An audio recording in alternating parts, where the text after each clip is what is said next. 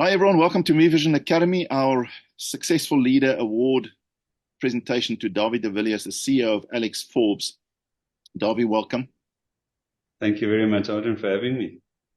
And Dawie, let's do the formal presentation of handing over your actual award. This is it. Exclusive recognition of successful leadership, which we don't give lightly, awarded to Dawie de Villiers for consistently leading self successfully. Consistently leading people successfully, thousands of people ultimately, and aligning them to the vision and where the business is going, which is not an easy job to do. Successfully leading as CEO at Alexforbes for over 5 years now. And of course, you've led in other positions as well, but that's a key one for the last few years. And it's a big brand, positively impacting broader society on various fronts. Also family side, those are all important for us. But also your commitment to mentoring, inspiring future successful leaders by way of example, but all the initiatives in your organization where you've come to see the absolute value of inspiring future successful leaders for your organization and society. And it's always an honor to sign on behalf of Me Vision Academy as one of the co-founders.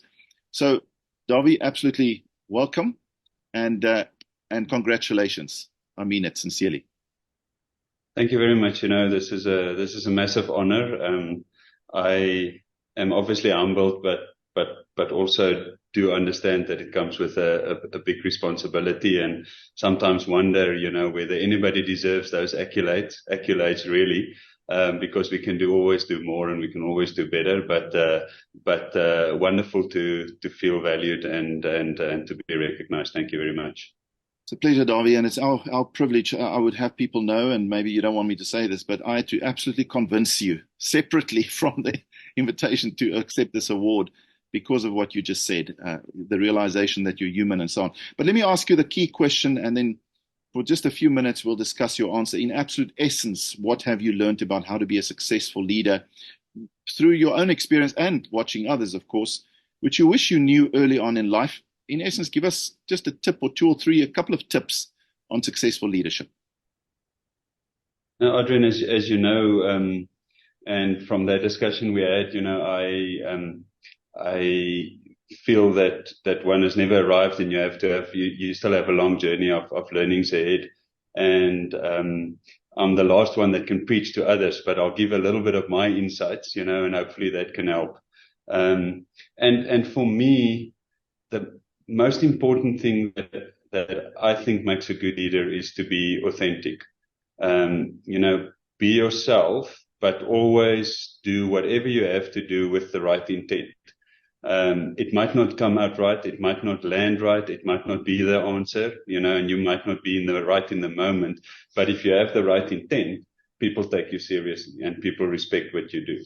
And you asked, funnily enough, as a last part of the question, which almost threw me, is whether that I knew it earlier in life.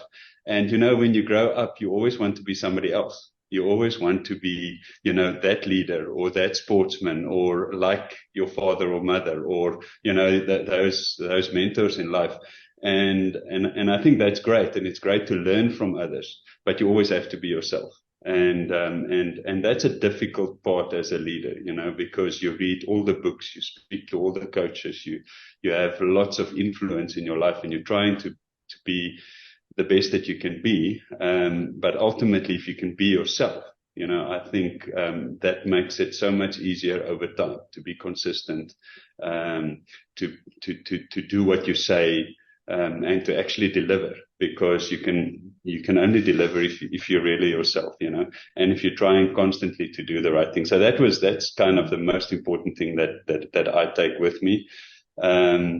Maybe I take it too seriously, because the first thing people say, they don't say you're smart or you're clever or you did well. They say, oh, you're very authentic, But I think it does work, and I think it works for the people that you lead, because ultimately the people that you lead must want to go to war with you, and they must accept it when you make tough decisions. And if they know they can trust you and respect you for making that decision, it's much easier to do those and to take the people with you. So that's certainly, my most important accolade that I would think, a good leader has to have. Excellent. Thank you so much, Dawie. I mean, that's just authentically powerful for any leader. Do you have any other tips? Is that the main one that we want to get across today? We will also. It's not. Yeah, I mean, Adrian, seeing that I have you and have the opportunity, something that I tell younger people that want to learn from me and that ask me this question is you can never get away, and this is something that I did know when I was young, and which I'm glad that I did know. Coming from a humble background, I knew that I had to work harder than anybody else to achieve something. You don't become a leader by being lucky. You don't become successful by being lucky. And ultimately, my goal is to leave a legacy. My goal is not to be seen as a successful leader. My goal is to be seen to, wherever I was, in whatever business I was, hopefully Alexforbes, that people after me would say, Dawie left a legacy. The business is better for Dawie being there. That's ultimately what I think would be, wonderful for me if I can achieve that.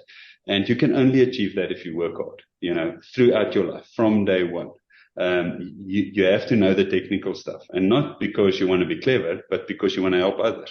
You have to know people because you want to help them when they struggle and when they need your help, and then you have to learn from your mistakes. You have to work hard. You have to make mistakes because ultimately you can't design a strategy and see where the business must go if you haven't done it yourself, if you haven't worked hard.